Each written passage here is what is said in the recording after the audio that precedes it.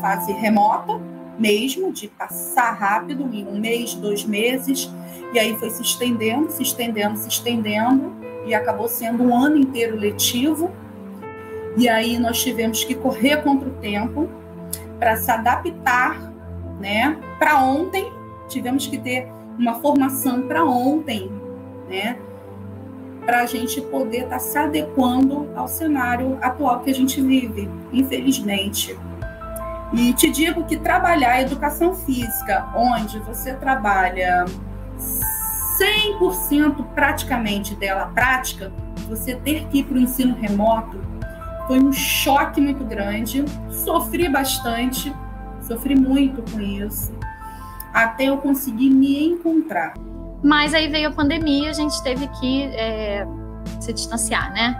E aí, a princípio, a escola desenvolveu todo um trabalho logo de cara, assim, acho que nós paramos, se eu não me engano, dia 13 de março, né, de 2020, né, paramos o presencial, e passada uma semana a gente já começou o nosso ensino remoto, né, dentro da plataforma que era possível, né, que era o Facebook da escola. Os alunos, bem ou mal, conseguiam acessar, né, às vezes...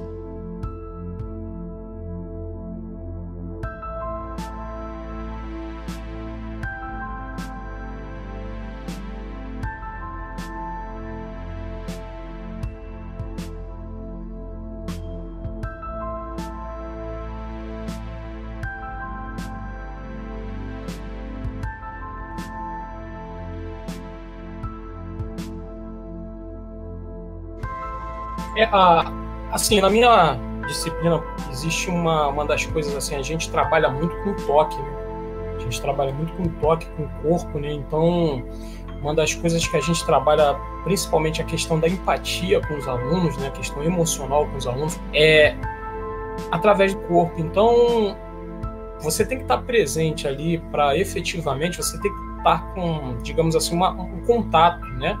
Para você poder trabalhar essa situação da melhor forma possível. E assim, eu sou sincero, é engraçado falar isso, mas eu era um dos críticos ferrenhos para a questão do online. Não só eu, vários colegas, e eu era um deles, porque uma das críticas que nós tínhamos era justamente essa: você perde a empatia, você perde o contato com o ser humano, você perde aquela questão da mobilização emocional, entendeu? Porque não é só o fazer pelo fazer, é o fazer com objetivo, né? Então, todo o contexto que a gente aborda nas aulas com os alunos ali, ele tem um porquê, ele tem um objetivo. Então, o aluno muitas das vezes só enxerga aquele objetivo quando ele está na prática lá. Então, a gente teve que criar do zero as nossas estratégias com muitas dúvidas. Vai funcionar? Eles vão acessar?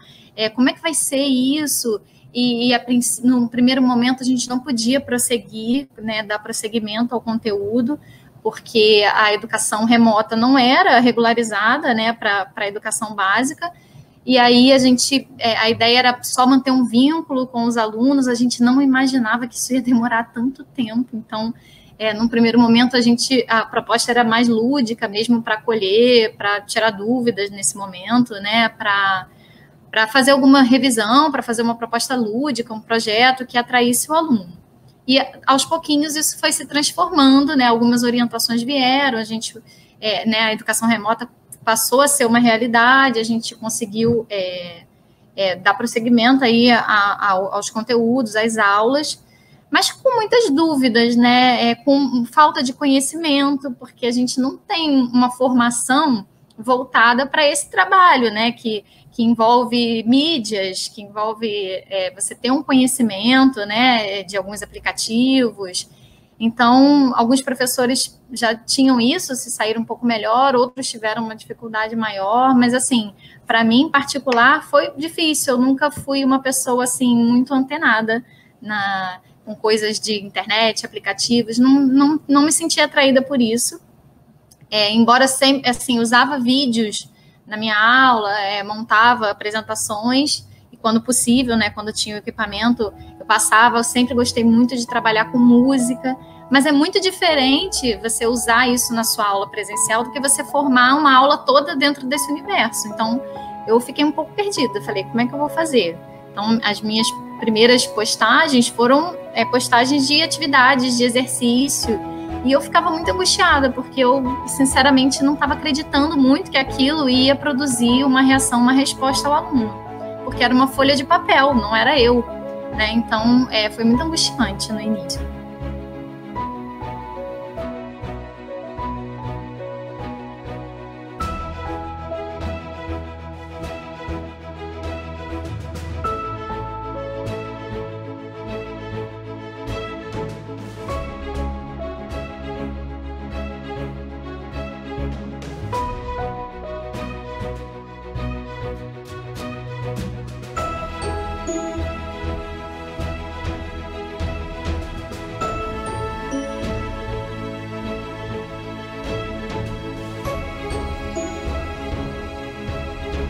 A escola, ela sempre foi vista como um espaço de socialização muito grande. E a aula de educação física nem se fala. É a aula que eles mais gostam, todos os alunos são unânimes, né, em falar que eles amam a educação física, porque é um espaço onde eles ficam soltos, eles ficam livres, eles ficam fora do formato tradicional de sala de aula, de estar sentado. E a interação, né, comigo, né, a interação nossa de aluno-professor acaba sendo uma interação diferente. Eles se sentem até mais confortáveis em estar expondo situações do dia a dia deles. Isso é que eu estou sentindo muita falta. Eu sinto muita falta dos meus alunos, do dia a dia deles, de estar conversando com eles, estar falando besteira mesmo com eles ali. Sinto muita falta.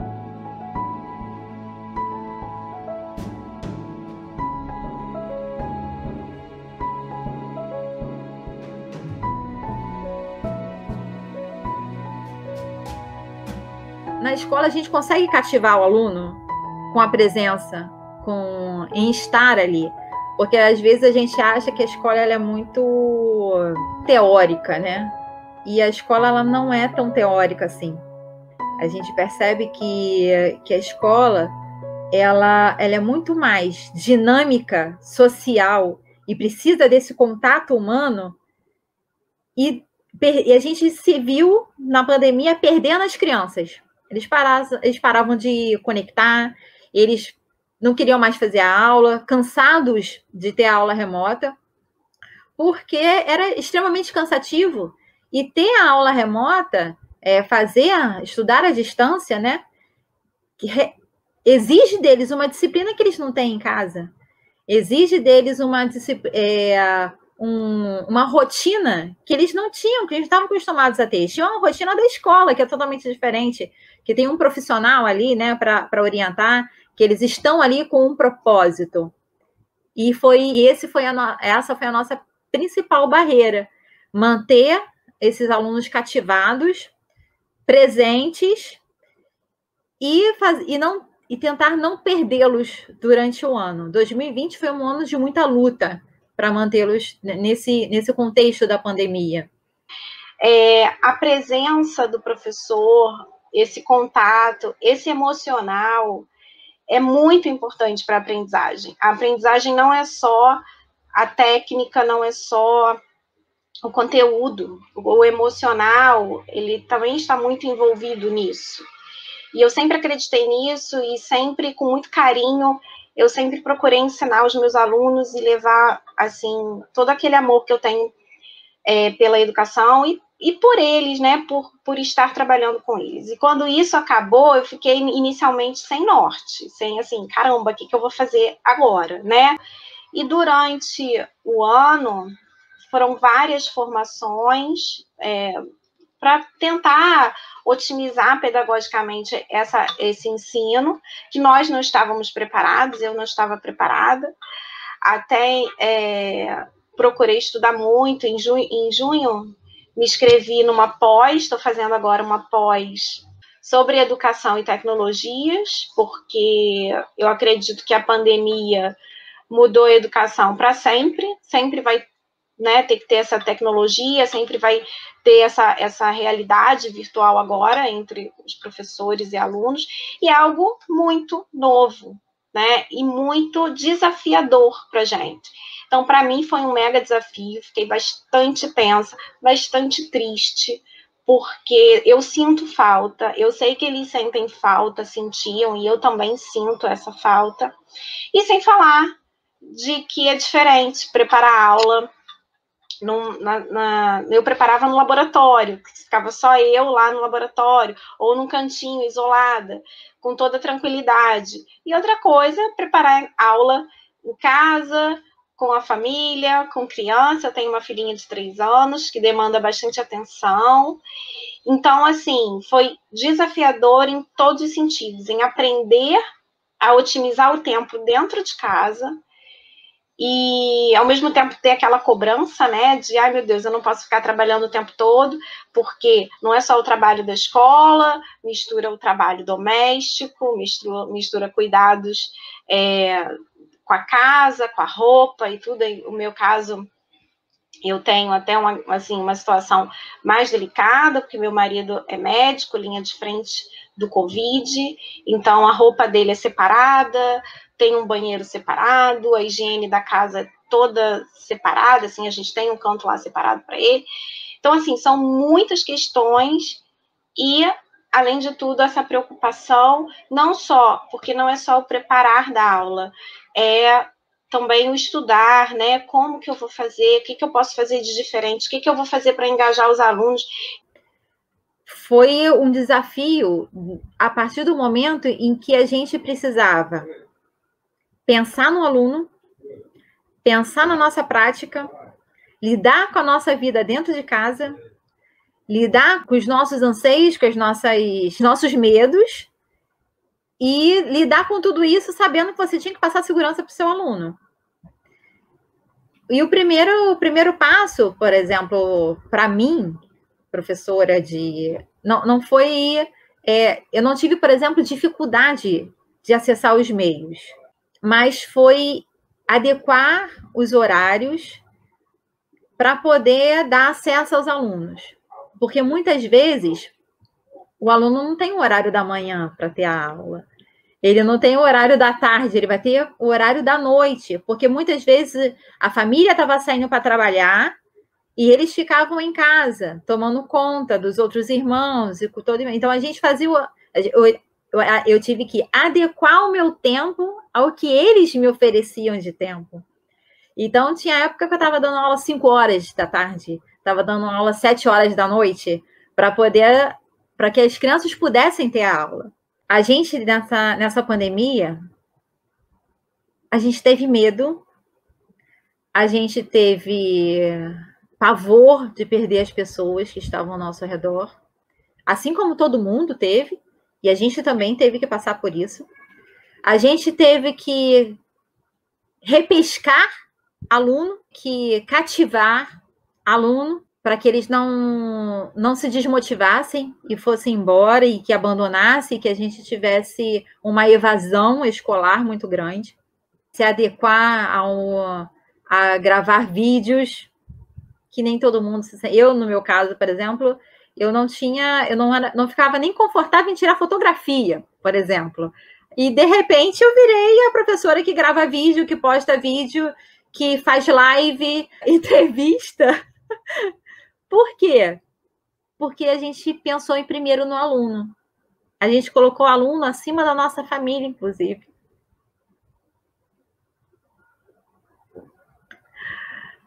E aí, dentro desse contexto todo, a gente deixa muita coisa de lado. Eu tenho, por exemplo, uma filha de 3 anos e meio. Por muitas vezes eu não pude dar atenção para ela porque eu estava dando aula.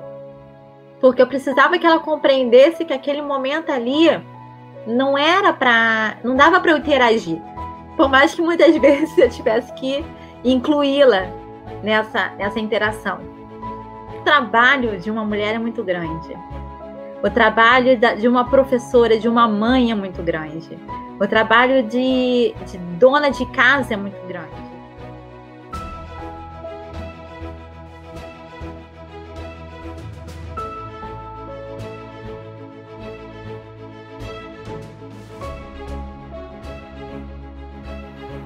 A escola, ela nunca esteve fechada. A escola, ela nunca esteve morta. Nunca esteve morta. E quando, de repente, você se vê tendo que mudar essa rotina, onde a gente trabalha muito mais em casa, vou ser bem sincero que a gente trabalha muito mais mesmo em casa do que no espaço físico da escola, né?